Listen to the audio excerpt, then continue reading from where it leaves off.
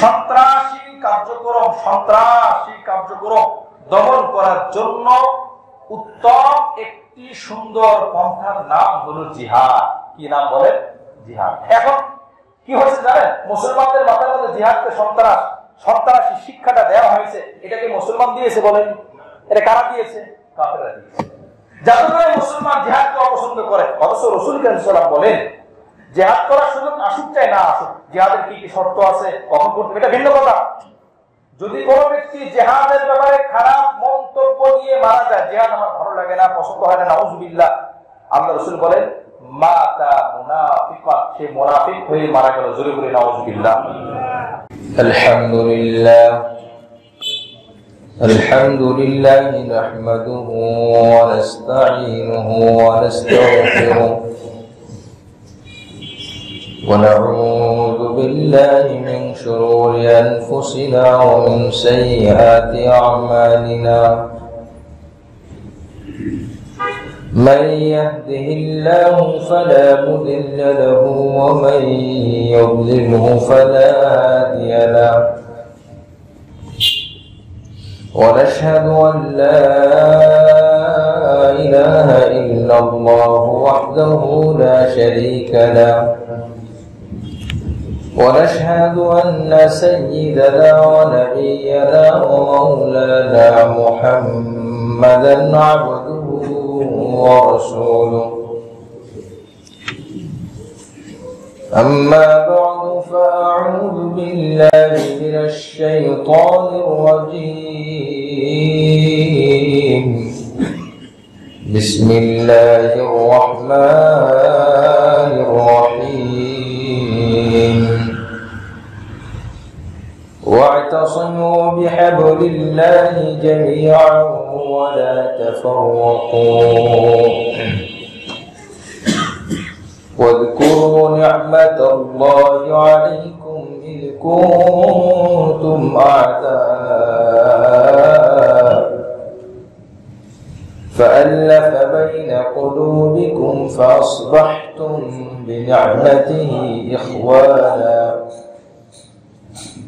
وكنتم على شفا حفرة من النار فأنقذكم منها كذلك يبين الله لكم آياته لعلكم تهتدون وقال رسول الله صلى الله عليه وسلم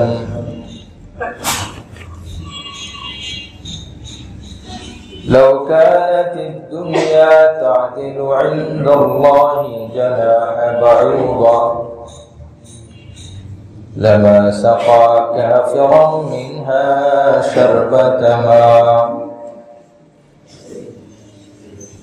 آمنت بالله صدق الله مولانا العظيم وصدق رسوله النبي الكريم ونحن على ذلك من الشاهدين والشاكرين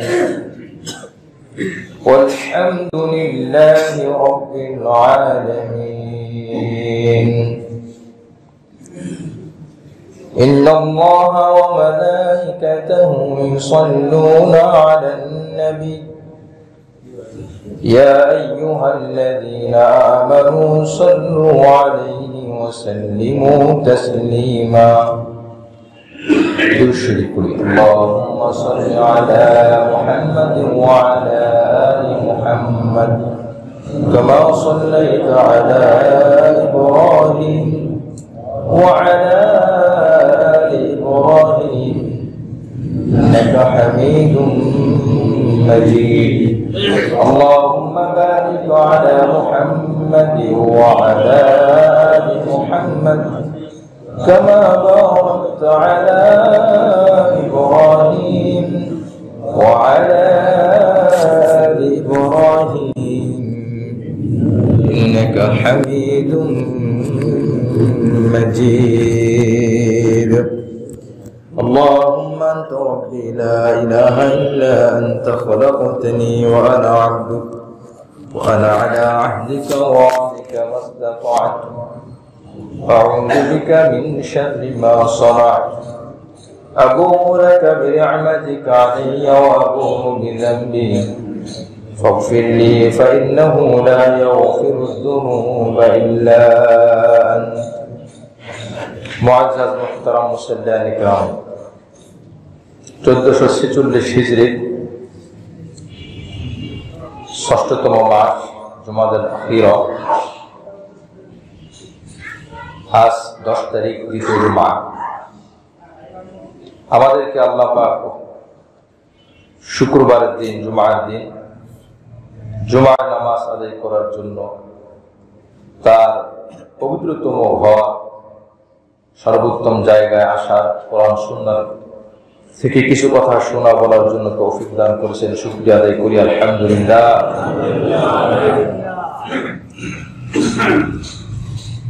সূরা আলে ইমরানের 103 নম্বর আয়াত থেকে তেলাওয়াত করা হয়েছে।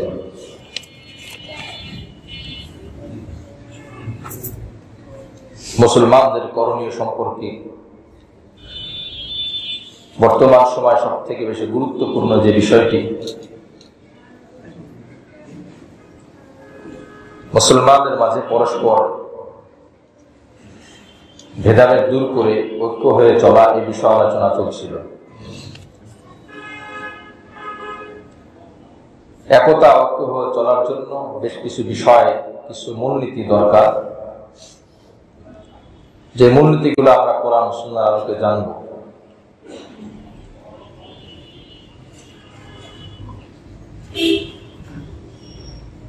সবকিছুর ক্ষেত্রে কিছু নিয়ম থাকে, নিয়ম না থাকলে সহজ কাজও কঠিন হয়ে যায়। যে কাজের নিয়ম থাকে সেই কাজ কঠিন হলেও কাজটি সহজ হয়ে যায়।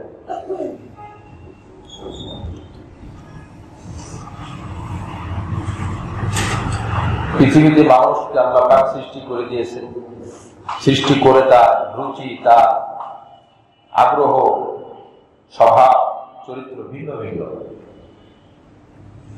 কারোর নীল রং ভালো লাগে তো কারোর সবুজ রং ভালো লাগে, কারোর গোলাপি কালার ভালো লাগে, কারোর কালো রং, কারোর সাদা রং। খাবারের মধ্যেও ভিন্ন ভিন্ন স্বাদ, কারোর ঝাল বেশি ভালো লাগে, টক, কারোর মিষ্টি। এই জন্য মানুষের রুচির মধ্যে ভিন্নতা একমাত্র আল্লাহ পাকই দিয়েছেন। ভাষার মধ্যে ভিন্নতা, রঙের মধ্যে, বর্ণের মধ্যে, চাহিদার মধ্যে, দর্শনের মধ্যে ভিন্নতা। আল্লাহ যদি চাইতে সব মানুষকে এক বানিয়ে দেবেন, এক মতের, তাহলে আল্লাহ পারতেন। কিন্তু তাহলে তখন আর পরীক্ষা হতো না, যেমন ফেরেশতাদের কোনো পরীক্ষা নেই, তার কারণ তাদের চাহিদার কোনো ভিন্নতা নাই। এক ধরনের এক আদর্শ দিয়ে আল্লাহ পাক তাদেরকে সৃষ্টি করেছে। যাকে যে কাজের দায়িত্ব দিয়েছেন সেই কাজ নিয়ে সে ব্যস্ত। কারোর সাথে কারোর মতানৈক্য হয় না, তর্ক হয় না, ঝগড়া হয় না। মানুষের মাঝে ঝগড়া হয়, তর্ক হয়, অনৈক্য তৈরি হয়। এই অনৈক্যের মধ্যে যেন ঐক্য হয়ে থাকতে পারে, এই জন্য আল্লাহ পাক রব্বুল আলামিন আদেশ দিয়েছেন, তোমাদের সফলতা ঐক্যের মধ্যে, তোমাদের শক্তি ঐক্যের মধ্যে। একতা ছাড়া সফলতা, শক্তি টিকে থাকবে না, টিকে থাকতে পারে না। সে বিষয় নিয়ে প্রথম যে বিষয়টি ছিল, পূর্ণ ইসলাম মেনে চলা। আমার অনুরোধ থাকবে কথাগুলো স্মরণ করা এবং মুখস্থ রাখার চেষ্টা করব। পূর্ণ ইসলাম মেনে চলার জন্য পাঁচটি পয়েন্ট, পাঁচটি অংশ আমি বলেছিলাম। তার মধ্যে একটি অংশ ছিল আত্মসমর্পণ করা আল্লাহ পাকের কাছে। পূর্ণ ইসলাম মেনে চলার জন্য পাঁচটি কাজের দরকার। পাঁচটি কাজের মধ্যে প্রথম কাজ হলো নিজেকে আত্মসমর্পণ করা আল্লাহ পাকের সামনে। 2 নম্বর, ইখলাসের সাথে সমস্ত কাজ করা। যে কাজে আমি করব মানুষের উপকার, দেশের উপকার, জনগণের উপকার, পরিবারের জন্য, সব কাজ ইখলাসের সহিত যদি করি এটা যদি দুনিয়ার কাজও হয় আল্লাহ পাক এটাকে ধর্মীয় কাজ ইবাদতে পরিণত করে দিবে। আর যদি ইখলাস না থাকে, ধর্মীয় কাজ পরকালীন কাজ হোক জাগতিক কাজে পরিণত হবে, কোনো বিনিময় সে পাবে না। তাহলে ইখলাসের কারণে দুনিয়া যে কাজটা আমরা দুনিয়াবি কাজ মনে করি এটা ইবাদত হয়ে যায়, আবার ইখলাসের কারণে যেটাকে আমরা আখিরাত মনে করি এটা দুনিয়া হয়ে যায়। এই জন্য নামাজ পড়া আমরা মনে করি নামাজ তো শুধুই ইবাদত, কিন্তু যখন নামাজের মধ্যে ইখলাস থাকে না, ওই নামাজের ইবাদত থাকে না, ওই নামাজের জন্য আল্লাহ পাকের পক্ষ থেকে অভিশাপ, ফাওয়াইলুল লিল মুসাল্লিন আল্লাযীনা হুম আন সালাতিহিম সাহুন আল্লাযীনা হুম ইরাউন। ওই নামাজের জন্য ধ্বংস, যে নামাজি মানুষকে দেখানোর জন্য নামাজ পড়ে, অলসতার সহিত অলস হয়ে অমনোযোগী হয়ে নামাজ আদায় করে, মানুষকে দেখানো ইখলাস, ইখলাস পরিপন্থী কাজ। তো নামাজ তো ছিল সম্পূর্ণ ইবাদত, ইখলাস না থাকার কারণে এই নামাজ এখন দুনিয়ার কাজ হয়ে গেছে। এমন দুনিয়া, শুধু দুনিয়া না, এটা অভিশাপের কারণ হয়ে দাঁড়িয়েছে।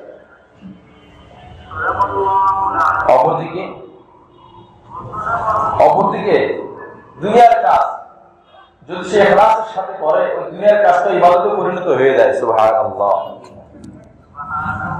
মুসলিম শরীফের মধ্যে এসেছে রাসূল করিম সাল্লাল্লাহু আলাইহি ওয়াসাল্লাম বলেন, যদি কেউ ঈশার নামাজ জামাতে আদায় করে এবং ফজরের নামাজ জামাতে আদায় করে, মাঝে যে রাতটুকু ছিল এই রাতে সে ঘুমিয়েছে, পুরো রাত সে ঘুমিয়েছে, ঈশার নামাজ জামাতে আদায় করে রাতে ঘুমানোর সময় নিয়ত ছিল যে আল্লাহ আমি ঘুমাবো, আমার স্বস্তির দরকার, না ঘুমালে আমার শরীরের ক্লান্ত দূর হবে না, আমি ইবাদত করতে পারবো না, আমার শক্তি সঞ্চয় হবে না, এই জন্য আমি ঘুমাচ্ছি। দোয়া করে ঘুমানো। ঘুমটা কিন্তু দুনিয়ার কাজ, ঘুম কিন্তু সময় পড়ে, কাফেরও ঘুমায়, বৌদ্ধও ঘুমায়, প্রাণীও ঘুমায়, সবাই ঘুমায়। তো পশু পাখি ঘুমালে তো আর বিশেষ কোনো সওয়াব নাই, এই কাজটা সবাই করে। মুসলমান যখন ঈশার নামাজ জামাতের সাথে আদায় করে ওই নিয়ত করে ঘুমালো, ফজরের নামাজ জামাতে পড়ার নিয়ত থাকলো এবং চেষ্টা করে সে উঠতে পারলো, সে জামাতে এসে হাজির হলো আর ফজরের নামাজ জামাতে পড়লো। মুসলিম শরীফের হাদিস, আল্লাহ রাসূল সাল্লাল্লাহু আলাইহি ওয়াসাল্লাম বলেন, ফাকান্নামা কামাল লাইলা কুল্লা, সে কেমন যেন পুরা রাত দাঁড়িয়ে নামাজ পড়লো। জোরে করে সুবহানাল্লাহ। আপনি কিন্তু ঘুমিয়ে আছেন, আমি কিন্তু ঘুমিয়ে আছি। রাসূল কারীম সাল্লাল্লাহু আলাইহি ওয়াসাল্লাম বলেন পুরা রাত সে দাঁড়িয়ে নামাজ পড়লো, তাহলে এই রাতটা ওই ব্যক্তির জন্য ঘুম না, তার জন্য ইবাদত।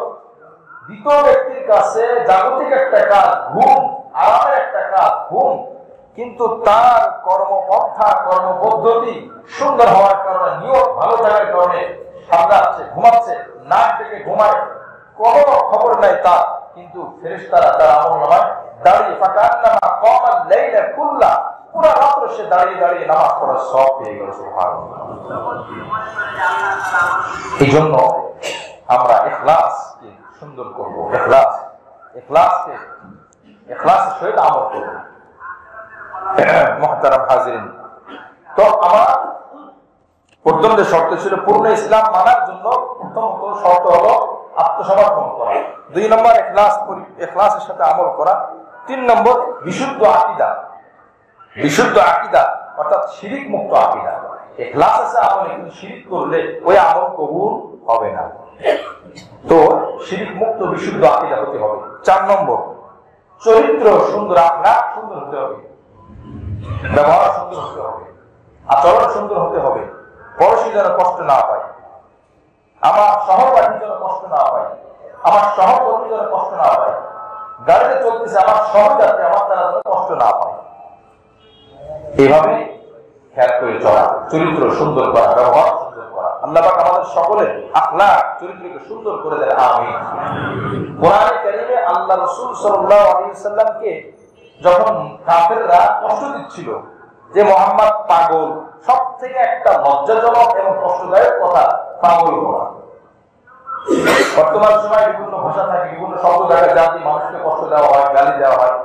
তো তৎকালীন সময় পাগল এটা চরম নিকৃষ্টমান একটি শব্দ ছিল যে মুহাম্মদ পাগল, নাউযুবিল্লাহ।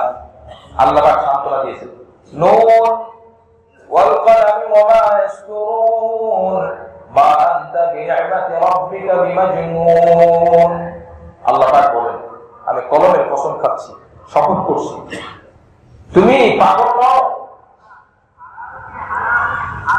ইন্নাকা লা'আলা খুলুকিন আযীম ওয়া ইন্না লাকা লা'আজরান গায়রা মামনুন। আমি তোমাকে মহা অনেক বিনিময় দান করব, একটা বিনিময়, অনেক বিনিময় দিব আমি তোমাকে, অসীম বিনিময়। ওয়া ইন্নাকা লা'আলা খুলুকিন আযীম, আর তুমি তোমার চরিত্র আমি আল্লাহ সব থেকে উত্তম চরিত্র দিয়ে আমি আল্লাহ তোমাকে পাঠিয়েছি। সুবহানাল্লাহ। দুটি সান্ত্বনা দিয়েছেন, দুটি শব্দ বলে, তোমাকে আমি অসীম বিনিময় দিব, 2 নম্বর তোমাকে আমি সর্বোত্তম চরিত্র দিলাম। 3 প্রকার চরিত্র সৌন্দর্য, 3 প্রকার সুন্দর চরিত্র, তার মধ্যে একটা হলো খুলুকে আযীম, সর্বোচ্চ, যেটা পৃথিবীর কোন মানুষকে আল্লাহ পাক দেন নাই, এটা অর্জন করা সম্ভব না। দুঃশব্দ, আল্লাহ প্রদত্ত, আল্লাহ যাকে চেয়েছেন আমাদের নবী আলাইহিস সালামকে ওনাকেই দিয়েছেন। 2 নম্বর খুলুকে কারীম, 3 নম্বর খুলুকে হাসান।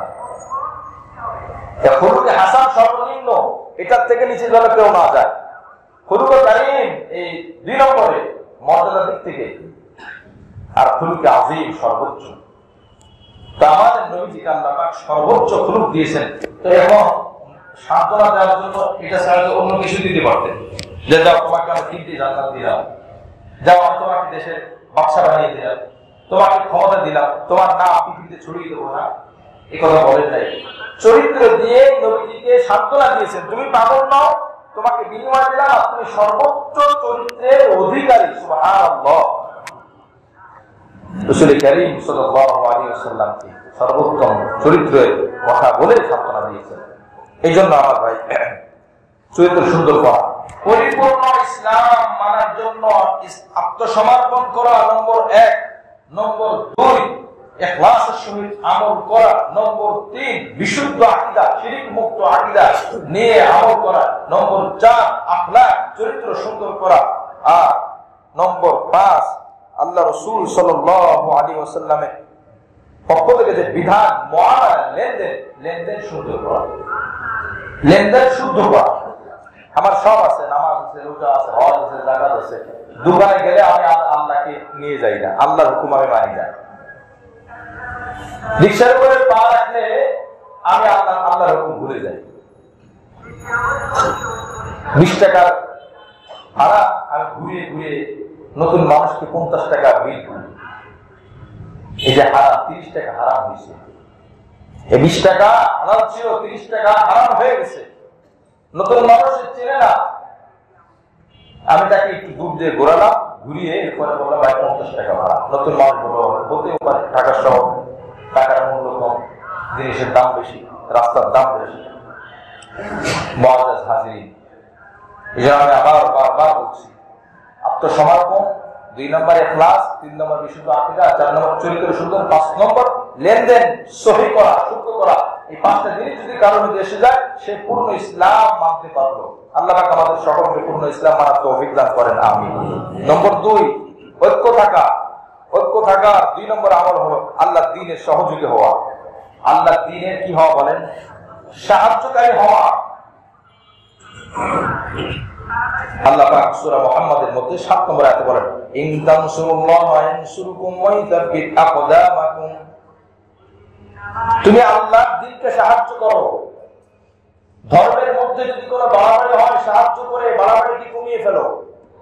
ধর্মের মধ্যে কোনো জিনিস যদি ছাড়াছাড়ি হয়, তুমি এটাকে সাহায্য করে ছাড়াছাড়িগুলোকে, যেগুলো ছেড়ে দেওয়া হয়েছে, যেগুলো দরকার ছিল, এগুলো আবার সংযুক্ত করো।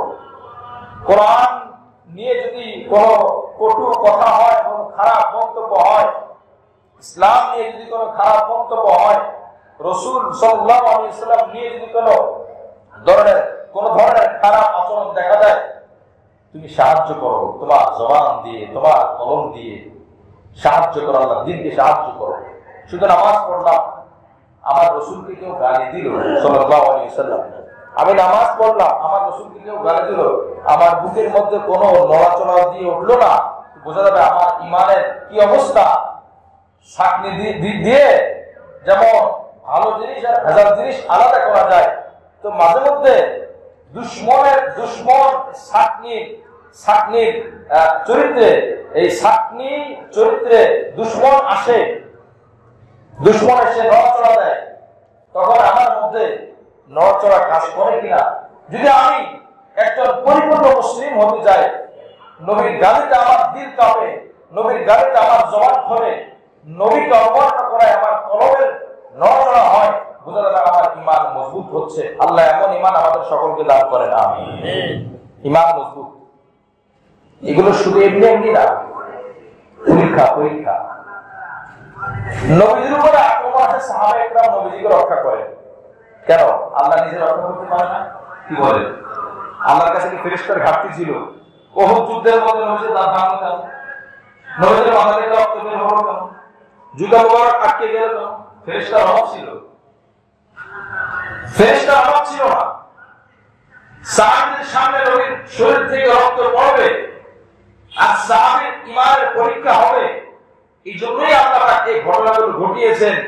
নচেত একজন ফেরেশতা একটা ডানায় যথেষ্ট, পুরো পৃথিবীকে ফুটবলের মতো খেলাধুলা করা একজন ফেরেশতাই যথেষ্ট।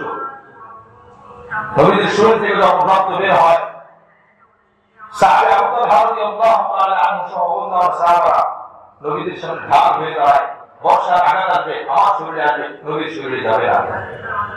তীরের আঘাত আসবে আমার শরীরে যাবে, নবীর শরীরে একটা পশম উঠবে না। এইভাবে তারা ঢাল হয়ে নবীজিকে রক্ষা করেছেন, ঈমানের পরিচয় দিয়েছেন। এখন তো নবীজি নাই, এখন তো নবীর শরীর থেকে রক্ত বের হওয়া সম্ভব না। নবীজিকে রক্ষা করিয়ে আমি ঈমানের পরিচয় দেব কিভাবে? আরে ভাই, সুযোগ আছে, কিয়ামত পর্যন্ত সুযোগ থাকবে। আল্লাহর দুশমন, আল্লাহর কাফের বান্দা দুনিয়াতে যখন ইসলাম নিয়ে নড়াচড়া দেয়, ইসলাম নিয়ে কথা বলে, ইসলাম নিয়ে খারাপ মন্তব্য করে, রাসূল নিয়ে খারাপ মন্তব্য করে, দ্বীন ধর্ম নিয়ে কটু কথা বলে, তখন আপনার আমার দিলের মধ্যে সে আঘাত আসে কিনা? আমি এই ইসলাম রক্ষা করার জন্য, কোরআনকে রক্ষা করার জন্য, রাসূলের ইজ্জত রক্ষা করার জন্য আমি জবান খুললাম কিনা? এটা হলো আমার ঈমানের পরিচয়। যারা জবান খুলবে, যারা মুখ খুলবে, যারা কলম ধরবে, যারা এটার বিরুদ্ধে সমুচিত সুন্দর পদ্ধতিতে জবাব দিবে, এরা যদি রাসূলের যুগে রাসূলের সামনে কোনো তীর আসতো, কোনো বর্ষা আসতো, রাসূলের শরীরে ঢুকতো না, এই লোকগুলোর শরীরে ঢুকতো, রাসূল রক্ষা পেয়ে যেতেন, এই লোকগুলো শাহাদাতের মর্যাদা পেয়ে জান্নাতে চলে যেত। সুবহানাল্লাহ। এইটা আবু বকর সিদ্দিক রাদিয়াল্লাহু তাআলা কত নরম দিলের মানুষ, একজন কাফেরকে মুখে থাপ্পড় দিয়ে রাসূলের কাছে আসছে, সে বিচার দেওয়ার জন্য নবীজির কাছে আসছে। আপনার দোস্ত আবু বকর এত ভালো মানুষ বলে তো আমাকে থাপ্পড় মারছে। আবু বকরকে জিজ্ঞাসা করা, তুমি তার গালে থাপ্পড় মারছো কেন? ইয়া রাসূলুল্লাহ, ইয়া হাবিবাল্লাহ, আমাকে নিয়ে যদি সে কোনো খারাপ কথা বলতো, আমাকে নিয়ে ব্যঙ্গ করতো, আমার পরিবারকে নিয়ে ব্যঙ্গ করতো, আমার কোনো লাগতো না। পাগলে কিনা বলে ছাগল কিনা খায়, এটা আমার কোনো যায় আসে না। কিন্তু সে আপনাকে নিয়ে আপত্তিকর মন্তব্য করেছে, আপনাকে নিয়ে আপত্তিকর মন্তব্য করেছে, আমি সে কথা শুনেছি। আমার ঈমানে ঘুমন্ত ঈমান না, আমার ঈমান গর্জে উঠেছে, আমি আর সহ্য করতে পারি নাই। আমাকে যদি আঘাত করতো আমার কষ্ট লাগতো শরীরে, আপনাকে নিয়ে যখন কথা বলেছে ওই আঘাতটা লেগেছে আমার কলিজার ভিতরে, এই জন্য আমি সহ্য করতে পারি, তাকে থাপ্পড় দিয়েছি। যদি আমার ভুল হয়ে থাকে, ইয়া রাসূলুল্লাহ, আপনি আমার বিচার করেন। রাসূল করিম সাল্লাল্লাহু আলাইহি ওয়াসাল্লাম হেসে দিয়ে বলেন, যাও, তোমার কোনো বিচার নাই। সুবহানাল্লাহ, জোরে বলেন সুবহানাল্লাহ। ঈমান, আমরা শুধু এই ওয়াজগুলো বলি আর শুনি, কিন্তু ঈমানের একটু যাচাই বাছাই করি না। ঈমান তো হিসাব হবে, ঈমানের হিসাব হবে। আল্লাহ পাক রব্বুল আলামিন এই জন্য দ্বীনের সাহায্য করা, এটাকে বলা হয় দ্বীনের সাহায্য। সূরাতুল হজ্জের মধ্যে আল্লাহ পাক 39 নম্বর আয়াতে বলেছেন, উযিনা লিল্লাযীনা ইয়াকাতালুনা বিআন্নাহুম যুলিমু। মুসলমানরা মক্কায় ছিল 13 বছর। বলেন 13 বছর তারা জুলুমের শিকার হয়েছে কিনা? মৌখিক জুলুমের শিকার, শারীরিক জুলুমের শিকার, অর্থের উপর আঘাত, পরিবারের উপর আঘাত, সম্মানের উপর আঘাত, অর্থের উপর আঘাত। 1400 বছর পরে গিয়ে আমরা বুঝবো না, ওই জায়গায় থাকলে যেভাবে আমরা উপলব্ধি করতাম, উপলব্ধিটা আনার চেষ্টা করতে হয়। 13 বছর কোনো কথা বলে নাই। সাহাবায়ে কেরাম ঘর বাড়ি ছেড়ে হাবশায় চলে গেছে, বাচ্চা নাজ্জাশীর কাছে চলে গেছে রাসূলের অনুমতি নিয়ে। এমনকি নবী সাল্লাল্লাহু আলাইহি ওয়াসাল্লাম নিজেও মদিনাতে থাকতে পারেন নাই, মক্কাতে থাকতে পারেননি। মক্কা ছেড়ে যখন নবী আলাইহিস সালাম যায় মদিনার দিকে, বারবার পিছনের দিকে তাকায়, বারবার পিছনের দিকে তাকায়। কিসের ভালোবাসায়? মাতৃভূমির ভালোবাসায়, দেশের ভালোবাসায়। দেশকে ভালোবাসা এটাও ইসলামের শিক্ষা। দেশের মানচিত্রকে ভালোবাসা, মানচিত্র রক্ষা করা, এটা ইসলামের বিধান। কারণ আপনার দেশ না থাকলে আপনি আমল করবেন কিভাবে, ইসলাম মানবেন কিভাবে? দেশের শাসন ব্যবস্থা যখন ইসলামী শাসন ব্যবস্থা হয়, তখন মানুষের আমল করা সহজ হয়ে যায়। আর যদি ইসলামী শাসন ব্যবস্থা না থাকে, সাংবিধানিক বাধ্যবাধকতার মধ্যে পড়ে অনেক কুফরি কাজ করতে হয়, অনেক খারাপ কাজ করতে হয়। আমাদের দেশের বর্তমান যিনি ধর্ম উপদেষ্টা, নিয়ম অনুযায়ী মন্ত্রী বলে, ধর্মমন্ত্রী, ধর্ম উপদেষ্টা বড় আলেম, বিখ্যাত আলেম, হাদিস বিষয় বলেন, তাফসীর বলেন, জেনারেল শিক্ষা বলেন। উনি নিজেও কবরে গিয়ে ফুল দিতে হয়েছে দেব দেবীর সামনে, বা কবরে গিয়ে, যেটা ইসলামের কাজ না, কবরের উপর ফুল দেওয়া বলেন ইসলামের কোন বিধান কোথাও আছে? আমার জানা নাই, আমার তো অল্প শিক্ষা। এখন তো উনি দিলেন কেন? উনি মাসলা পড়ে নেয়, এই জন্য দিয়েছে সাংবিধানিক বাধ্যবাধকতার কারণে আমার দিতে হয়েছে। ইসলামী আইন কেন দরকার? আমার কথার মধ্যে আসবে রাসূল কারীম সাল্লাল্লাহু আলাইহি ওয়াসাল্লাম কে আল্লাহ পাক মদিনাতে এসে ইসলামের অবস্থা যখন চালু করলেন, ইসলামের শুরুর যুগে মানুষ মদিনাতে আবু হুরায়রা রাদিয়াল্লাহু আনহু নাকে রাস্তায় পড়ে থাকতো, বেহুশ হয়ে যেত। মানুষ বিলগুলো মনে করে জুতা চামড়া এগুলো নাকে দিত। তিনি বলেন, আমি অসুস্থ না, আমি বেহুশ না, আমি খোদার কারণে পড়ে আছি। সে আবু হুরায়রা রাদিয়াল্লাহু তাআলা আনহু তার পরনের অভাব, খাদ্যের অভাব, খাবারের কারণে বেহুশ হয়ে পড়ে থাকে, এত অভাব ছিল। নবী আলাইহিস সালামের ইন্তেকালের পরে ইসলামের দিন দিন উন্নতি, মানুষ স্বাবলম্বী হচ্ছে, অর্থের উন্নতি, শিক্ষার উন্নতি, দেশের উন্নতি, ইসলামের পরিধি উন্নতি হচ্ছে। হাতের কাপড়, যে কাপড়টাতে নাক মুছবে, ময়লা মুছবে, এই কাপড়টা ছিল রেশমি পোশাক, রেশমি কাপড়, দামি কাপড়, যেটা ব্যবহার করা দূরের কথা, চিন্তা করা, কল্পনাও করা যায় না, এত দামি। ওই দামি কাপড় দিয়ে নাকের ময়লা মুছে মুখ পরিষ্কার করে, তখন ওই কাপড়ের দিকে তাকিয়ে বলে, এই আমি তো সেই আবু হুরায়রা, খাদ্যের অভাবে রাস্তায় পড়ে থাকতাম, মানুষ আমাকে অসুস্থ মনে করত। আর এখন ইসলামের মধ্যে এত সচ্ছল হয়েছে মুসলমানরা যে এখন নাকের ময়লা পরিষ্কার করি রেশমি কাপড় দিয়ে, যখন শরীরে সালার কাপড় দিয়ে শরীরের অঙ্গ ঢেকেছি, শরীর ঢেকেছি, এমন অভাব ছিল সেই জামানায়। আমি সে আবু হুরায়রা এখন দামি কাপড় দিয়ে নাকের ময়লা মুছতেছি। মুআজ্জাজ হাজিরিন, আল্লাহ দ্বীনকে যদি কেউ সাহায্য করে, আল্লাহ দ্বীনকে যদি কেউ সাহায্য করে, আল্লাহ তাকে সাহায্য করবেন। ইন তানসুরুল্লাহ ইয়ানসুরকুম ওয়া ইউসাব্বিত আকদামাকুম। আল্লাহ পাক বলেন, তোমাদের কদমকে, তোমাদের পাকে, তোমাদের ঈমানকে আমি আল্লাহ স্থির করব, মজবুত করব, তোমাদেরকে আমি আল্লাহ হিদায়াতের উপর রাখবো। সুবহানাল্লাহ। আল্লাহ দ্বীনকে যদি কেউ সাহায্য করে, আল্লাহ তাকে সাহায্য করবেন। নম্বর 1, মধ্যেই সে হেদায়েতের উপর থাকবে, এটা আল্লাহ পাকের ওয়াদা। বলেন কার ওয়াদা? আল্লাহর ওয়াদা। আপনার দোয়া করা লাগবে না, আল্লাহ নিজেই বলে সূরা মুহাম্মাদের মধ্যে। আর মদিনাতে যখন সাহাবায়ে কেরাম গেলেন, মক্কি জীবনে 13টি বছর মাজলুম হয়েছিলেন। সূরাতুল হজ্জের 39 এবং 40 নম্বর আয়াতে উযিনা লিল্লাযিনা ইয়াকাতালুনা বিআন্নাহুম যুলিমু ওয়া ইন্নাল্লাহা আলা নাসরিহিম লাকাদির। আল্লাহ পাক রব্বুল আলামিন বলেন 17 নম্বর পারায় যে এখন আমি আল্লাহ তোমাদেরকে সন্ত্রাসী কার্যক্রম নির্মূল করার জন্য, দমন করার জন্য জিহাদ নামক এক ধরনের চিকিৎসার ব্যবস্থা আমি আল্লাহ করে দিলাম। সুতরাং তোমরা মদিনাতে আসছো, এতদিন তোমরা জুলুমের শিকার হয়েছো। 13 বছর মুখ খোলা নিষেধ ছিল, আল্লাহর হুকুম। 13 বছর প্রতিহত করা নিষেধ ছিল, আল্লাহর হুকুম। কিন্তু যখন মক্কা থেকে মদিনা আসলেন, তখন আল্লাহ পাক রব্বুল আলামিন অনুমতি দিয়ে দিলেন বিআন্নাহুম যুলিমু, এখন তোমরা প্রতিহত করতে পারো। আল্লাযীনা উখরিজু মিন দিয়ারিহিম, ওই মুসলমানরা যাদেরকে তাদের ঘর বাড়ি মক্কা থেকে বের করে দেওয়া হয়েছে, বিগাইরি হাক্কি, অন্যায় ভাবে। আমার ঘর আমার বাড়ি, আমাদের ঘর আমার বাড়ি, আমাদের বাড়ি ইসলামের কারণে আমাদেরকে বের করা হয়েছে, আমাদের পূর্বপুরুষদেরকে বের করা হয়েছে। ইল্লা ইয়াকুলু রাব্বুনাল্লাহ, কারণ কি ছিল?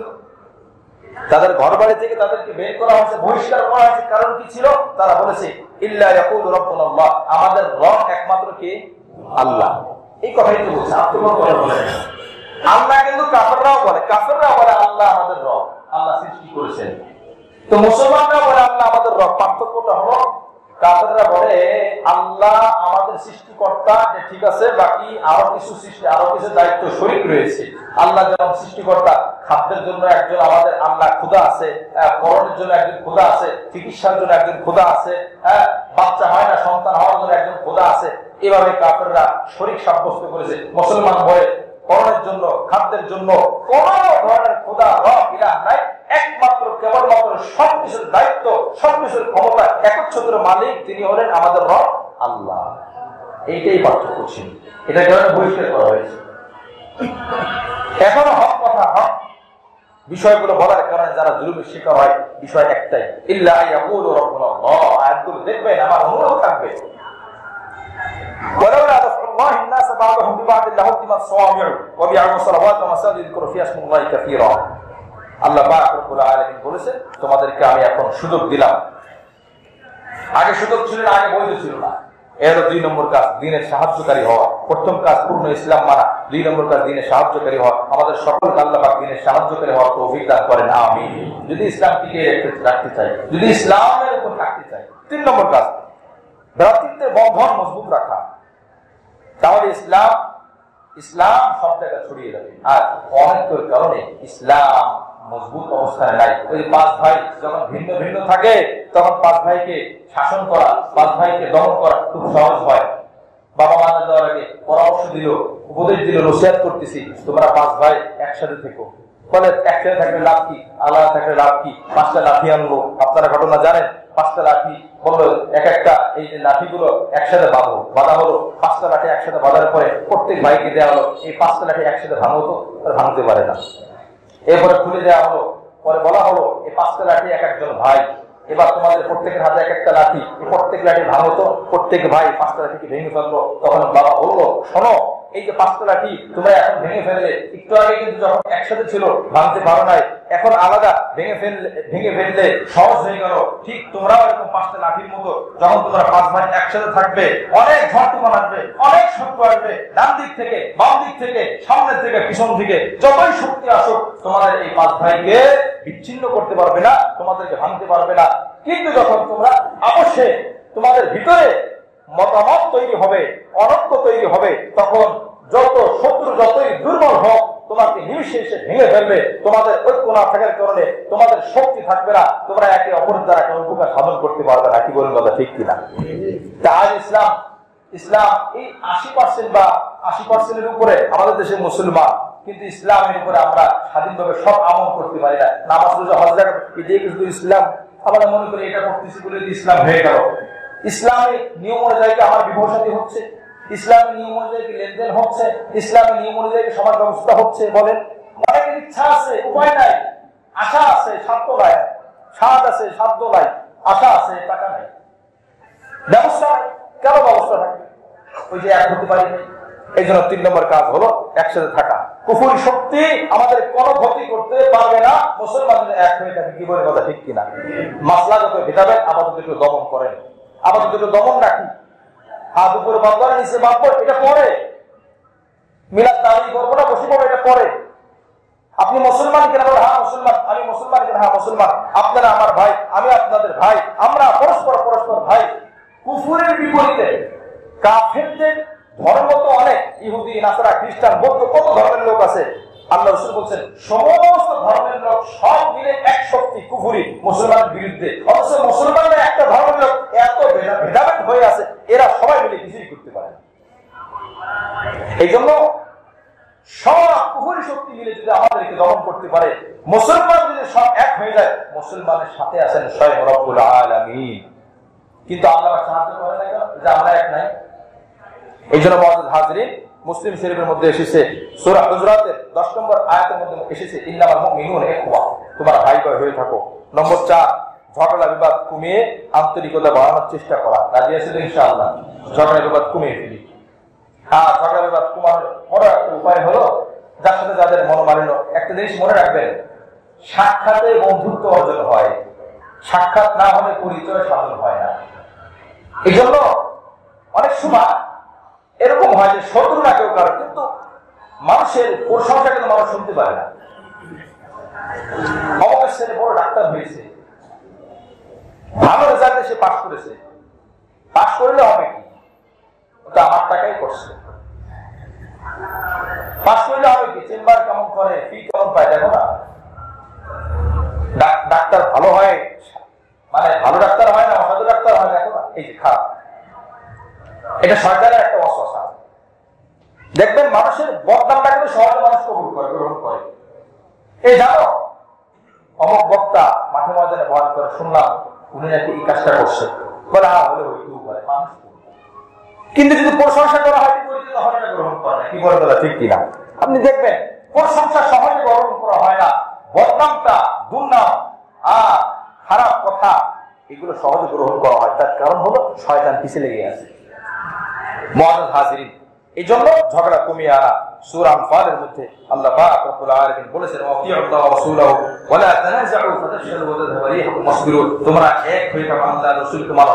যদি তোমরা বিচ্ছিন্ন হও, পরস্পর ঝগড়া করো, ফাতাশালু রিহুকুম ওয়া তাযহাবা রিহুকুম, তাহলে কুফরি শক্তি এত শক্তিশালী হয়ে ঝগড়া হওয়ার মতো আসবে, তোমরা টিকে থাকতে পারবে না, তোমরা এক হয়ে থাকতে পারবে না।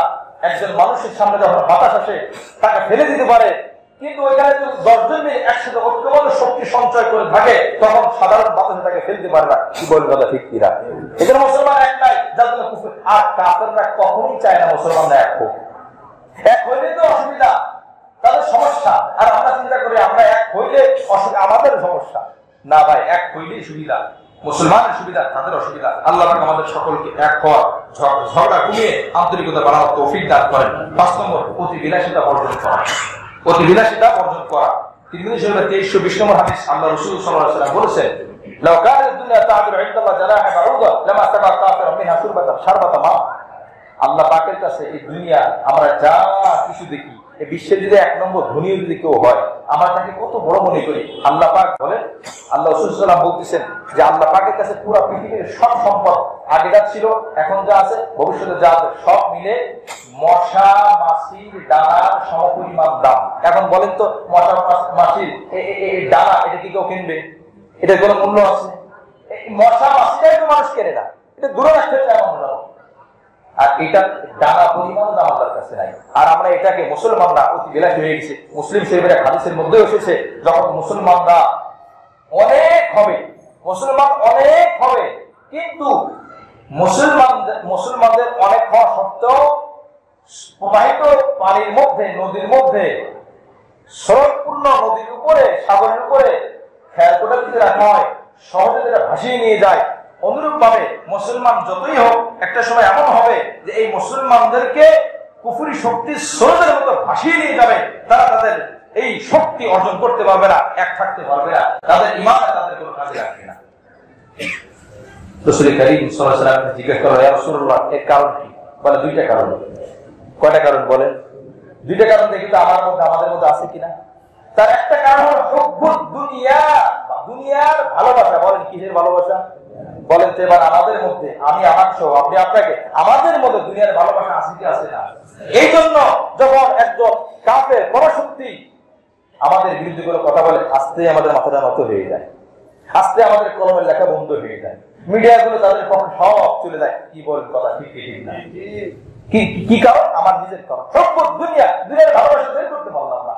দুনিয়ার ভালোবাসা বের করার জন্য তো আপনার কাবা শরীফে যাওয়া লাগবে না, ভালোবাসা বের করার জন্য তো জিহাদের ময়দানে যাওয়া লাগবে না। আগে ভালোবাসাটা বের করি, রাসূল সাল্লাল্লাহু আলাইহি ওয়াসাল্লাম মুসলিম শরীফে আছে।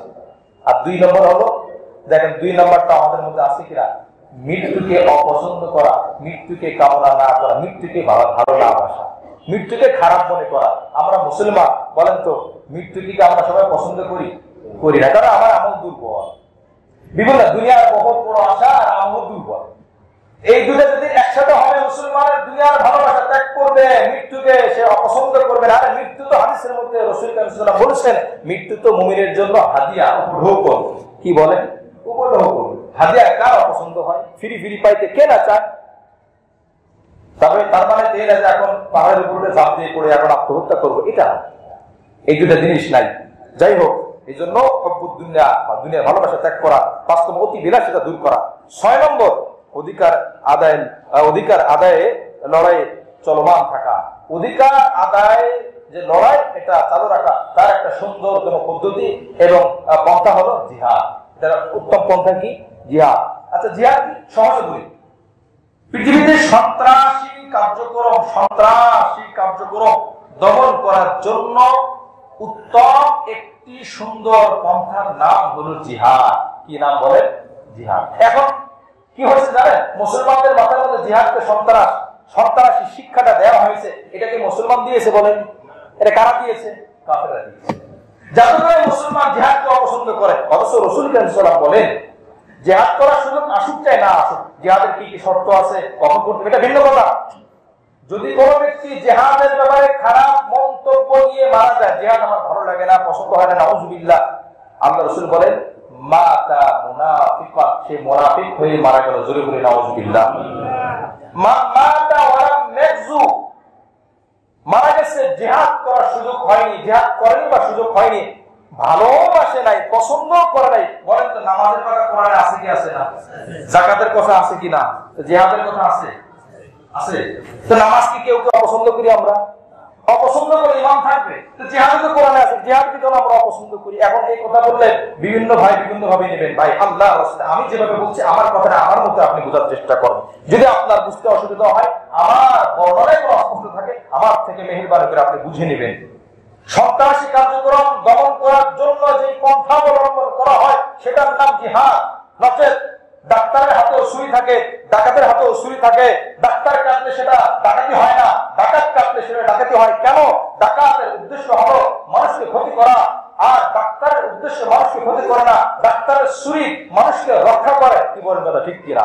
আর ডাকাতের সুই মানুষকে ধ্বংস করে। সুতরাং জিহাদ এটা মানুষকে রক্ষা করে, জিহাদ মানুষের সম্মান ফিরিয়ে দেয়, জিহাদ মানুষের অধিকার ফিরিয়ে দেয়। আর সন্ত্রাস মানুষকে ধ্বংস করে, ঐক্য নষ্ট করে, দেশ ধ্বংস করে, জুলুম বাড়িয়ে দেয়। সন্ত্রাসী কার্যক্রমকে দমন করার জন্য আল্লাহ পাক যে বিধানটি দিয়েছেন, ওই বিধানের নাম হলো কি?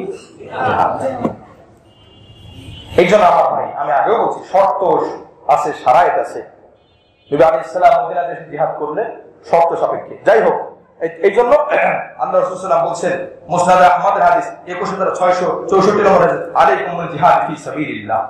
কিয়ামত পর্যন্ত জিহাদ চালু থাকবে, কিয়ামত পর্যন্ত নামাজ থাকবে, জিহাদও থাকবে, রোজাও থাকবে। আর এই জিহাদটা হলো জান্নাতের একটি দরজা। জোরে বলে সুবহানাল্লাহ।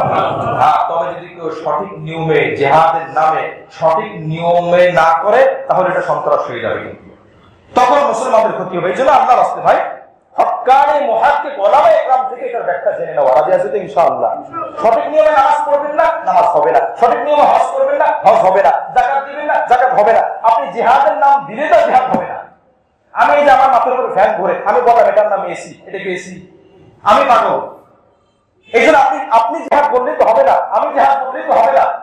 নামাজকে নামাজ বলার জন্য কোরআন সুন্নাহ মোতাবেক বলতে হবে, জিহাদকে জিহাদ বলার জন্য কোরআন সুন্নাহ মোতাবেক বলতে হবে। আপনি করবেন সন্ত্রাসী কার্যক্রম, বলবেন জিহাদ, এটা জিহাদ না।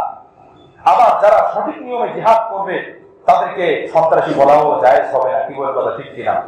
সঠিক আকীদা রাখি, সঠিক আকীদা রাখি। নামাজ না পড়লে সে গুনাহগার হয়, নামাজের আকীদা না রাখলে সে কাফের হয়ে যায়। কি বলে কথা ঠিক কিনা? নামাজ দ্বারা বিশ্বাস করে না, কাফের হয়ে যাবে। এই জন্য এই 6 নম্বর এটা। এরপর 7 নম্বর দোয়ায় চালু রাখা, দোয়ায় মগ্ন থাকা। মুআজ্জাজ হাজিরিন, আরো 2-4টি ছিল, এটা আলোচনা ইনশাআল্লাহ সুন্দরভাবে আগামী সপ্তাহে আল্লাহ পাক তৌফিক দান করে করব। তা আমি বলতেছিলাম দেশ রক্ষা করা, দেশের ভালোবাসা, এটা ইসলাম বড় অংশ। নবী আলাইহিস সালাম দেশকে ভালোবেসেছেন। আমাদের এই দেশ বিজয় হয়েছে 16 ডিসেম্বরের সামনে, 16 ডিসেম্বর। সুতরাং আমাদের এই দেশের জন্য যারা লড়াই করে রক্ত দিয়েছেন, যারা জান দিয়েছেন, যারা জুলুমকে দমন করেছেন, মাজলুমদেরকে প্রতিহত করেছেন, কি বলে জালেমদেরকে প্রতিহত করেছেন, মাজলুমদেরকে রক্ষা করেছেন, আল্লাহ পাক রব্বুল আলামিন তাদের শাহাদাতের উচ্চ মর্যাদা দান করেন। আমিন।